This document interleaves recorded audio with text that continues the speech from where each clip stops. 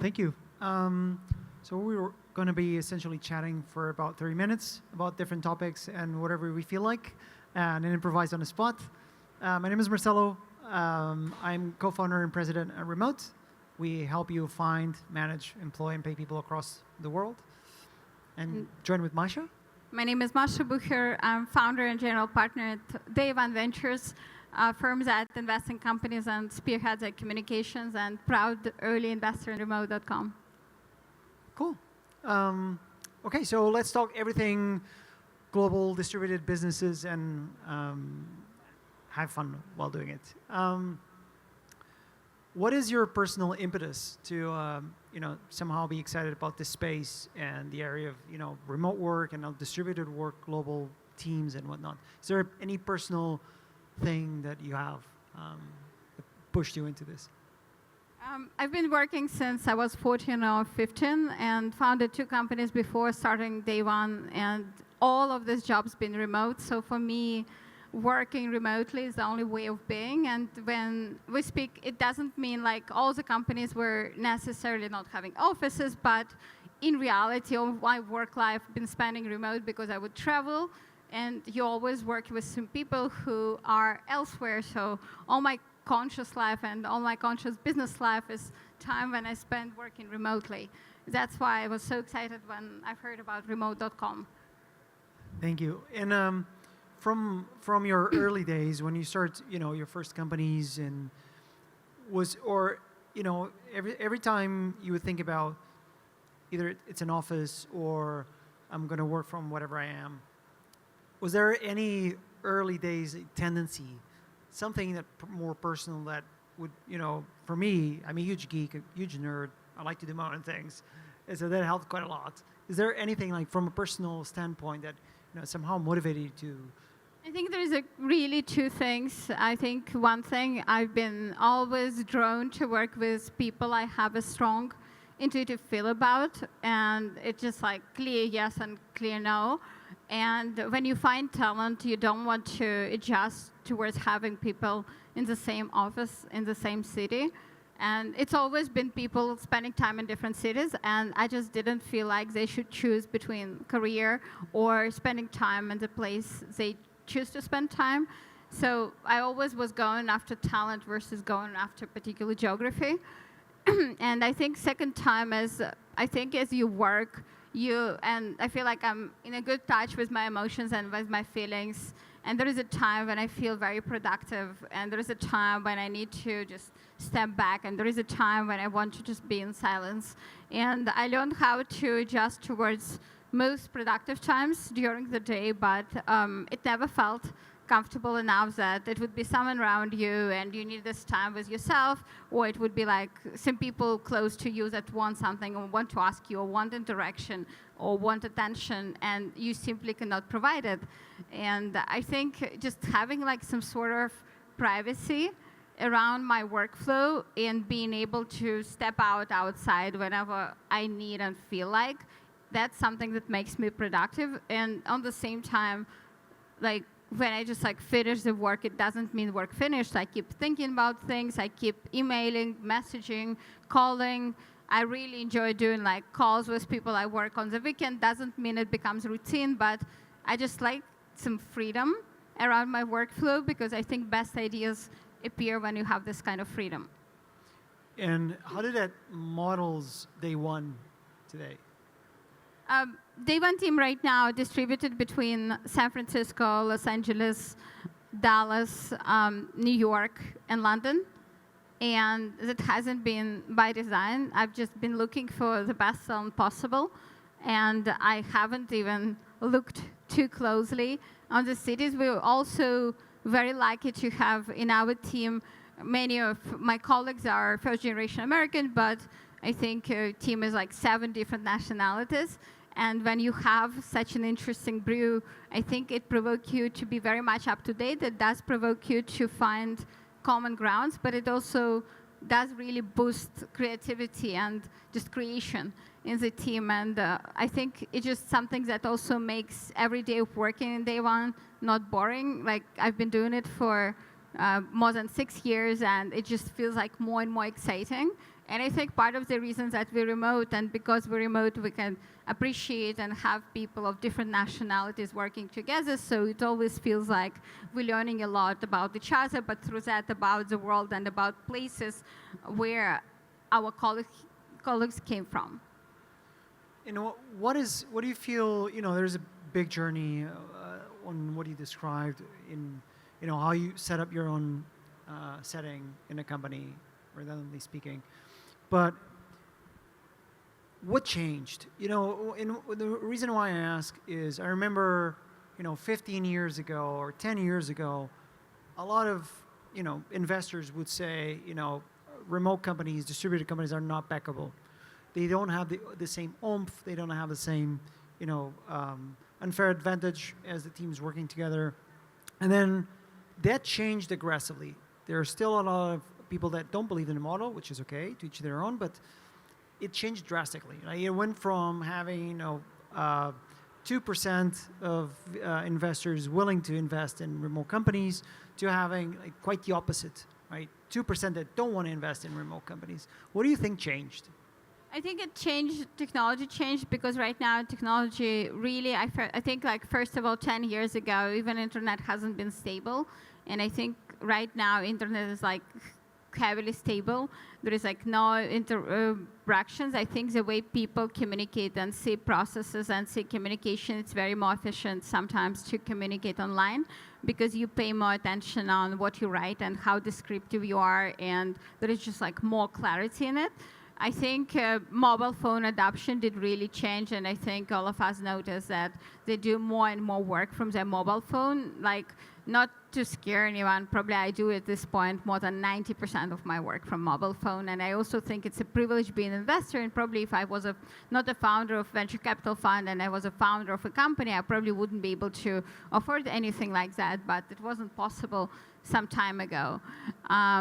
I think a combination of these factors definitely changed perception, and I think lastly is just the experience that we all had in COVID when 2 years everyone kind of forced to be remote, and we had to train this remote muscle, and then people realized that it also makes it productive, and it also helps you to be more in touch with your own feelings, all senses. It helps you to create the setup that's the best and more productive for you, because for two different people, for someone sitting straight in the chair with great light would be the best, most productive state, and for another people I don't know, laying in the couch with a nice view would be more productive state. And at the end of the day, there are different kind of jobs, and there are also different kind of dates. And then for some people, it's really more productive to constantly be changing. For example, when I work in the house, or even if I travel and say I have to stay in the city for a few weeks, I would always take Airbnb with a few rooms. For me, the switch and change between different rooms helps me to create new ideas. So if I notice, and it does really help me, and I keep achieving my business goals, right? Despite that it can look strange for some other people, right? Or if I were to have a boss, maybe my boss wouldn't like it, right? But they don't have to even know. And I think it's just adjusting more and just being more in touch with your feelings, being more in touch with your body, keep learning about yourself, helps you to appreciate more this kind of freedom that remote work gives. And from an investment standpoint, so if we're talking about, we discussed a bit of what brought us to the state of the world here, what do you think is, how does this fit your thesis for investing in new businesses and new companies, new projects altogether? How does this fit or not within that thesis? Is it a tenet? Is it part? Or do you think it's your thesis is independent from how the team is set up? What do you think? I think in general, when I back company, I don't think it's one of the first questions to ask. I also don't think it's a kind of question that I would ask as a part of diligence. I think the bottom line is I don't care if company is remote or not remote as soon as company has a strong culture. If company is remote, I would probably even ask more questions about the culture, but not because I need to do this part as I'm doing my diligence, just because I'm really curious to find out what helps people build strong cultures. You working remotely, because I think it's trickier, and I think it's something when you have to be paying more attention, and it's something when you have to establish I would not call like processes or routines. I would call it rituals or like some habits, or for example, like get together with a team on regular basis, right? Things like that, and just make it like more or less regular. But I think I'm more curious about remote teams, to be honest, because I think they're flexible, and I think access to the talent and great culture is something that is like the most important to build something outstanding. And I think remote teams has to care much more about the culture because they're provoked by it. And I think remote teams definitely have much better access to different countries. And I think there's like one criteria about this company's culture that I think not necessarily everyone pay attention on, is just like level of freedom that talented individuals feel in this company. And I think so much creation and innovations come from the sense of freedom. And I think it's just easy to be free in the company, to feel free in the company, to feel like very open and open-minded and less fearful in the company, which is remote. Because you kind of like start work in this company with just like not adjusting and just proving that you can combine personal and professional choices, and entire vibe in this company is about it. I mean, we can certainly speak about that at remote, but have you found any parallel between that thesis and success of businesses? What is your, do you think there's, of course, it's not causation, but at least strong correlation. Is there any strong correlation between how strong a culture of a company is, if it is distributed or not, versus a company that is more local based, more office cultured? What do you think? I think if you look at like bigger perspective, I think the most interesting things right now are being built out of inspiration, not out of fear. And I think as the world evolves, it would be more innovations that's happening from inspiration. Fear and discipline can bring you like as far. But I think some absolutely unique things and some models that just stand out, they're much more built up on inspiration. And I did really notice that remote teams, they just kind of like work in these companies, like more comes from like love and inspiration versus from fear and discipline. And I think at the end of the day, this kind of teams, they're like more artistic, but at the end of the day, they find solutions that more old school competitors cannot find. So from that vantage point, what are still the struggles you see? Remote, when we set up, we wanted to, in our mind, the first thing we wanted to do is to solve this problem of distributed companies. And of course, the problem is bigger, wider, with huge depth into it, because it spans across the world, different countries, different regulations, different stipulations, and also culturally, there's a huge disparity across the world. And also bridging this opportunity and talent is still in its infancy, even though we have all the internet and all the capabilities to do all those kinds of things. Of course, there's always a practical side of things. When we started, and even in our journey, we understand, there's, to set up in a country, it costs hundreds of thousands to just get going, to hire the team, to get your legal entity set up, your company, your benefits, your payroll, and all that. What is still the biggest struggles that you see, the companies that you back, that they face? Because today, pretty much every company has to be global from day one. It's not like, you're going to, unless you're in a very niche market that pays heavily, but is heavily verticalized, you're going to have to go global from day one. Right? And so what do you still see as the struggles for the early teams that are trying to go global? I think in general, it's communication, because I think if people trying to go global and people face other culture and people face other people doing things differently, and the first reaction of our mind that they're not doing it differently, they're doing it wrong. And I think if you keep curiosity as a part of your culture and be open-minded and not label too fast things into black and white and right and wrong. And instead of just be asking question, what can I learn from this approach, right? I think it can help you. And I think what helps companies is really adjusting communication so they can speak with people who speaks like different languages and have different cultural backgrounds. As soon as they can do this, and I think when you go remote and when you go and hire people from different countries, communication, and I would even say over communication, is really necessary, because that's the only way to decrease amount of mistakes and the only way to grow clarity in the team, and the only way ultimately to achieve the goals. But I think what I see is like very often they go to another country and they see some of the things they thought is just like very different, and they just like, oh, like there is no way, we're not liked, we're not accepted, and they like fear away, right? And they go back to the market when their solution has like 50 different competitors, instead of going to the market when someone like desperately need their solution. And I would just like invite to be like more curious and more open-minded, and take it like maybe even like take it less seriously, take it like more as a journey and lifestyle that helps you exploring the world the way it is, instead of just like something when you just feel safe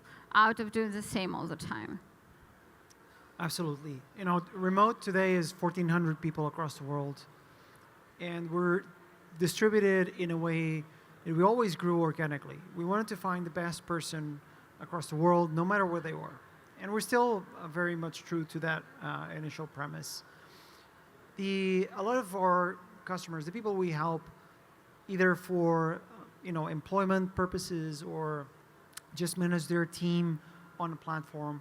Today, I find this very interesting because we are a customer of ourselves, of course. Right? We have to eat our own dog food, because we need our infrastructure to employ, to pay, to manage, no matter the kind of engagement you have, be it a contractor or someone, an employee that you have as well.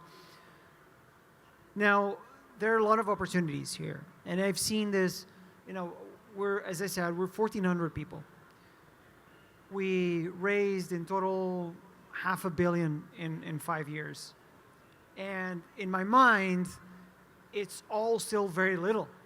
It's all still just a tiny speck of a solution for the biggest problem, that is, freely manage your company and expanding it across the world. And so that also, in my perspective, spanned out a lot of opportunities for new companies, new ideas. What have you seen in this space? What excites you in this space? In general, in tech, right? Yeah, in tech and distributed companies. I think the most excites me is just like teams trying to craft culture, and teams understanding that the culture is the most important thing company has. When we make due diligence on new company we meet, every investor look at like product, market, team, and usually they perceive culture is a part of the team, but team is not the same as culture, right? If we go together here and we start building connection and relationship, right, whatever sort is it, it's going to be like some culture how we interact, but it's not going to be like same. It's not like mine, it's like yours. Like there is some animals, there are like two types of being like whales, and then there is like another animal, and these two animals speak different languages, but there is like once a year they come in one spot and they speak mutual language, right? And this is like what culture is. So we really pay attention on culture, and we have been named Day One after Jeff Bezos' concept about Day One company. It's a company that lives Day One, and Day One company is a company which has obsession with customers in this culture. And I think in some ways it's much harder for a remote company to be customer obsession, because customer could be 12 time zones away. So how have you to need to develop your empathy and your intuition and your systems and your ways to get data from your customers so you can keep this genuine interest to the customer? And there is like one thing to sell something for the customer who is right here sitting in your coffee shop. There is another way to build empathy to a customer who is sitting in the countries that you might never been.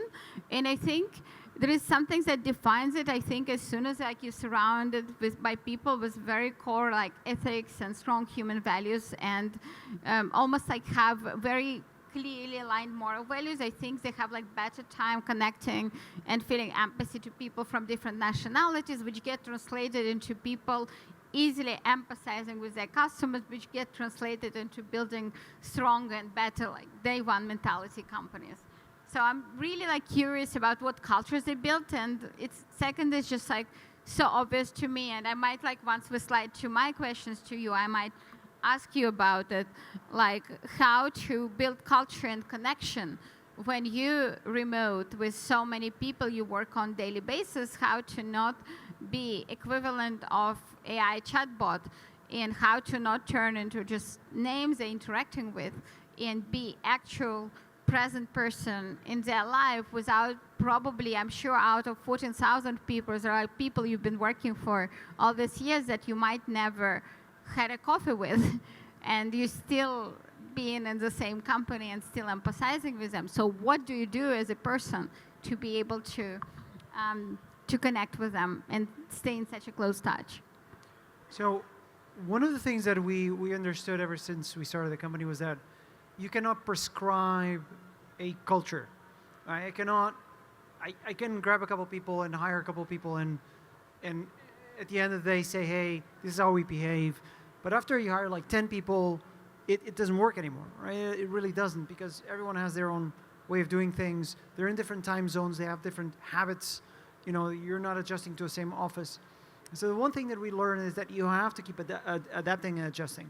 And absolutely not just adjusting to, you know, the size of the team, but who joins the company and who joins the team. So what this translates, practically speaking, into is there are two very important sets of motions that you have to put in place. One is creating the environment so that when people join and they add to the DNA of the team, that they bring in their own ideas, their own things, not just about work, but how they interact with people. You know, your definition of coffee chat is probably not the same as mine, and probably not the same as our next colleague down in the audience. But fundamentally, they all achieve something different for different people. And at different sizes, you're going to use different tools to get there. So aside from the initial phase, which is, you know, the mindset, the adaptability, the second most important thing, as I mentioned, is keep trying different things.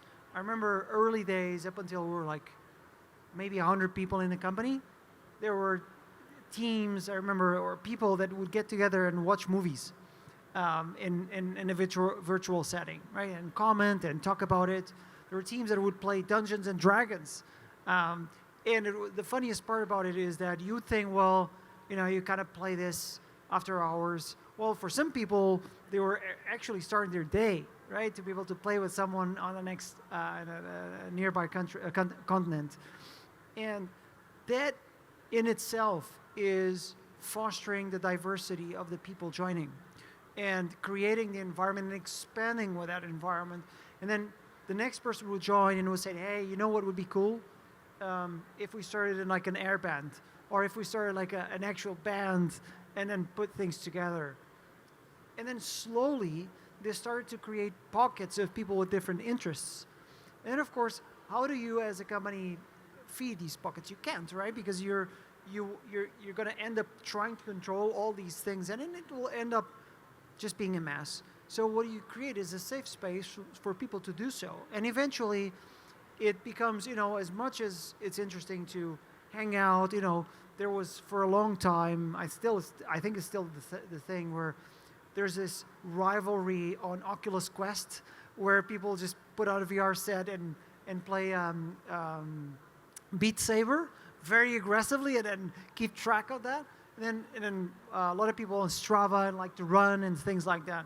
And of course, this is inherently the culture, the fostering the diversity and also the flexibility of new people joining in and changing and adding to that. And sometimes honestly removing, because some things that we used to do when we were like 50, it just doesn't work now that we're 1,400 people.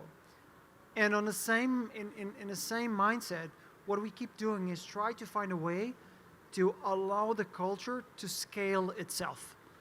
Of course, with certain limitations, with certain boundaries, because it's still work-related, so you have to be careful with the things that you end up doing. But you allow the culture to proliferate and scale on its own. And for us, that has been the best thing that we've ever done. Can we switch to my questions? So on this topic that we've been discussing, building these teams, the challenges that these teams face together, and the things that they do, what are you? This sets almost the stage for totally different companies. I would actually argue that the kind of companies, and we're also I think we have to realize that as well, that in the past 5 years, the world has gone through tremendous mutations from, pandemic, wars, viruses, political turmoil across the world, which is always the case, but now more so. And hopefully, we went into a very bad economic situation, which hopefully is trying to stabilize, or we're seeing some positive signs coming out of it. This certainly sets the stage for different companies. Not only because these founders have seen what shit looks like, but also have different tools to build companies. Right? When we started, we didn't have a remote to help us handle all things HR, but now these companies do. So what are you bullish on, and what do you think changed fundamentally in the mindset of the new founders, or repeat founders that are going at it again? What do you think changed for them, for the next few companies that are going to change the world as we see it? I think it used to be a thought that you have to do things in particular order to achieve success, and I think people coming more into that you could be very intuitive into what's right, and you don't have to follow someone else's playbook, and you could always find some recipes that works for you. And if you're remote, it doesn't prevent you from building really big company. Because it used to be this novelty, there is like this few companies in the world and there is this recipe. And I think founders just get much more fearless around trying different style and trying to do things differently. And I think that's what innovation is, people trying to do things differently. But choosing to go remote, or choosing to suddenly get, offices, or just choosing different formats and switching between having one annual offsite and to having multiple small offsites to connect the team, and just going in touch with what feels right for your company without looking around too much, just going with your intuition and realizing what came to your mind, what feels right.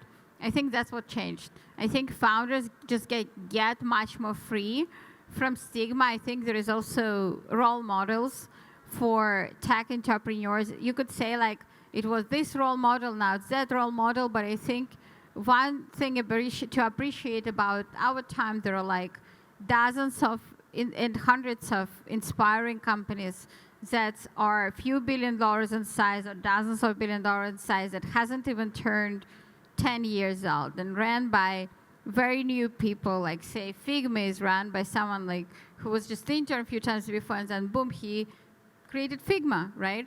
And so people have more role models, and as there is variety of role models and way to achieve success, they start believing they can actually try new things more often, and they don't have to follow the script.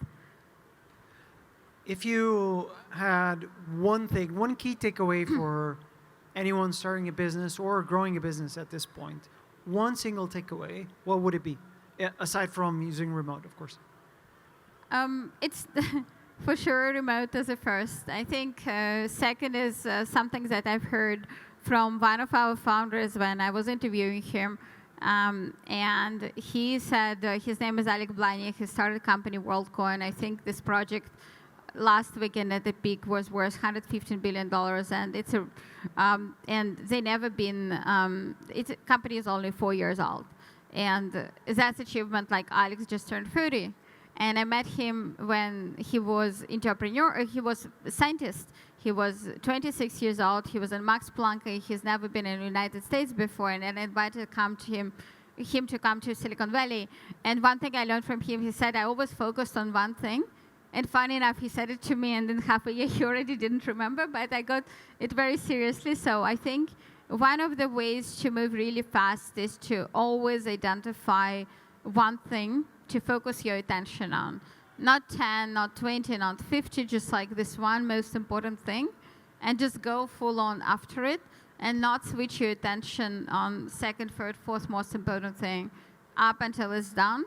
I think this luxury you can do is being a founder when all other things and processes and company are driving, but it's also a great incentive to bring company in such a place where you don't have to be distracted by second, third, fourth most important thing, because it's number one most important thing for some of your deputies, right? For some of the people reporting to you. But I think this is really something that I'm thinking a lot about, and I think this is something that some of the best companies been doing really well. Cool. Thank you. Maybe we can ask if there are questions in the audience? Yeah, sure. Any questions in the audience? Anyone wants to ask something? I also had a couple questions to you. Oh, so Yeah. we can do the audience and then... Let's do audience and then. yeah. Hi, how are you all? I work with, my name is Michelle Kiefer. I work with a fully global remote organization. We've been around for 16 years, so we've tried to figure this out before we had all these innovations and options that came out in the post-pandemic era. One thing that we've learned, and I wonder if it's just anecdotal to us or if this is something that you've seen would work along for other organizations, is for people who are not sure about remote work, about partnering with organizations or vendors that are remote and kind of gleaning insights of how they work together and how you don't have to necessarily choose to fully jump into remote work. You can just start in your network of your business economy to grow that way if that's a viable option. So your question is more about before start, you have some sort of mentorship from the companies that are doing it, and yeah, we've seen that quite a lot, and we see it daily, to be honest, where it starts at multiple levels. It could be small businesses starting and having no idea where to start from, and it's a couple people just got some money, some funding, and they want to start, and they have no idea. We also see bigger businesses all of a sudden, because it's not just about remote work, it's also about a distributed setting where you have a company that all of a sudden wants to spin off an office in an adjacent country or 10 countries over. And that is still part of a distributed world where most companies have no knowledge of how to manage communication, culture, payroll, payments, compliance. And absolutely, there's more than space for companies and vendors to get together and help spread all this apart, but spread this out. And not just about from a sales point of view, but from a culture's point of view and from a best practice point of view. Because we've also seen the opposite where, we've been talking about all the great things, but there are a lot of shit that happens when you don't get culture right, which is the same within an office. But here you're adding a lot more variables to the mix. And so creating a much more volatile scenario where, the company will not implode, but your employees are going to walk out. And so absolutely. I mean, it's as I believe honestly that when you're building a business, you learn a lot every day. And the best you can do is share and share the knowledge, because for once, it's free, and we're all trying to do the same thing. Maybe if you have a few questions. So what is between the time you started remote.com 5 years ago and right now, what is one thing that about remote work that has changed for you, if you can name it? The async part of remote work is to me fundamental. The fact that I can plan my day out, and I interact with people from different countries, different time zones, and even when they're in the same time zone. When I'm working, when I'm awake, I have no guarantee that they're available too. And so, if I wait for someone to answer something or to do something for me, I may be screwed because I'm going to wait forever. And I tend to think about the years when I didn't work in a remote, an async environment. And that sucked because I remember waiting. And I felt like I was filling time with something else, either because someone was at a meeting or ran out to get a coffee or something. And that to me was such a waste of time, opportunity, money, and talent. And I think the async part of distributed work has been fundamental. And it allows me to not just manage better my day, but also enjoy my day. I have a 4-year-old at home who doesn't sit still for a second. And so I can also hang out with him throughout the day and really focus on work when I really want to focus on work. Because I am able to multiplex my work, and so distributed across the time. And some bits I need to have sync because I need to discuss with someone or something. But the rest I can just work on my own. And so it's much more efficient for me. How do you maintain retention? I think it's always easier for an employee to leave when you're remote, because you literally logging out of one email, logging into another one, all environment kind of stays the same. Names change, but there is excitement changing names because it's like new faces and new styles and novelty.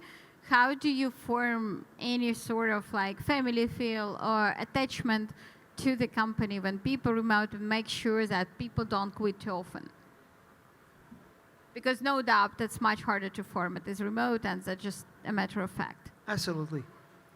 I'm a firm believer, companies are not family. Your family are family. Your friends are your friends. It's great that you can connect, and you do connect. And, I have people at remote that I deeply respect and I bonded across the years. And I'm potentially in a lucky position to call them friends. I'm not sure they would call me friend, but I can certainly say that. But at the same time, the fundamental of everything is it is a job.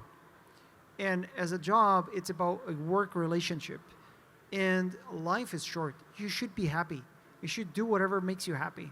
And if, as a company, what I want is that the people that work with me have the best conditions to be happy. And maybe one day they're going to come up and say, look, I'm not happy anymore. I think I'd be much happier woodworking. And I'm going to be the first person to be happy for them. But recognizing that, a job is a job, and your duty as a manager, as an employer, is to create the best setting possible for people. Because not only they'll be happier, but they'll be way more productive. And so it's a win-win scenario. And that is how you create a culture, or how you foster some level of, to your point, loyalty or attainment. And we have tremendously good attainment levels at remote. And I think that was always because of it. We have a very no bullshit approach to this relationship. And I think, it resonates with people. Because, sometimes not only can we, for instance, raise everyone. I wish we could. But we always do our best to honor that commitment that we have to each other. And I think that often it speaks volumes and much louder than, if you go around the kumbaya of doing your family and whatnot. Do you meet your team in person? And is there any routine or ritual or habit to get together in person at remote? We do two things. The leadership level of the company meets once a quarter. And, we essentially go through strategic items. We steer away from execution, and mostly just strategic and governance. Usually you do 2 days, fully focused on the most important topics, and that's it. And then what we do is we have some budget so that the teams in the different areas of the world can get together, enjoy a dinner or go for a drink or something like that. And that fosters some local activity. Of course, as we exited the pandemic, of course, for a long period of time, we didn't do anything. And then we started to see some pockets of this activity, And of course, now we're 1,400 people. It's hard to bring everyone together.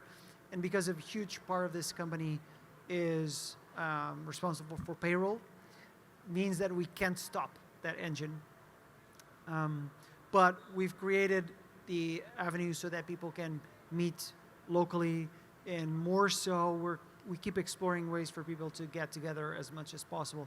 Of course, there are a lot of limitations in a company this size. But as I said in the beginning of our conversation, it's about trying out different things and seeing what works. And if you could ask, imagine you hiring people in different countries, and imagine you can ask only one question to this new hires to understand if they belong to remote or not. What would be this question? If you could just ask one question to people from different nationalities and working everywhere. I only focus on two questions. For one, I let people ask me whatever they want to ask, and so I'll answer. Usually, most of the meeting is me answering things. People are not usually expecting this, which is kind of nice. But they have two questions, and if I don't have time, I'll always forgo the last one. But the first and most important one is, what makes you happy? What makes you kick? Right? What gets you out of bed? That's the one thing, because what I'm trying to assess, what I'm trying to see is, I'm trying to meet the person. Because often when people interview, you're not your usual self. Even if only at a subconscious level, you're going to use a mask. Right? It's a professional mask we all use when we're in a professional setting. And I'm trying to break past that. I'm trying to understand who is that person on the other side. How am I going to interact with this person? I'm going to be, can I keep doing my usually not so funny jokes? Can I, talk about the food that I like to eat or sports that I like to do? Will this work, right? Am I going to be able to gel with this person? And it's important to break through also the, some confirmation bias and also recency bias, because the kind of people that you hire recently. But you have to break past that and understand how you're going to be able to somehow connect and be efficient. And I love to find people that are fundamentally different than I am, and that we find a way to tackle different things, to use different skills, to, for one, to learn, because that's very important. But with that usual very single question, very small question, I am able to understand who I'm talking to, because the person will immediately jump into the one thing that makes them happy. Sometimes it's work, sometimes it's family, and there's every once in a while someone says, well, what makes me happy is the challenges of work, and I'm like, I usually interrupt people and I say, please don't bullshit, just give me whatever is running through your mind right now. And it usually, is a great predictor of and the outcome of that interview process. What makes you happy these days? My kid, my family makes me very happy, and I have a lot of fun building remote, a lot of fun. And the reason why I'm making this sort of a sleight of hand and answering almost two things is because I'm a founder. And as a founder, I have a privilege that everyone I hire doesn't have, which is, this is both my work, but also my life. And I mix them both. And as long as it makes me happy, as long as people in it are happy, as long as I'm making progress and learning and being challenged, then I'm very, very happy. Thank you. Cool. And I guess that's it. Thank you all for listening to us. Thank you. It was great being here. Thanks, Masha. Thank you. Thank you for great questions.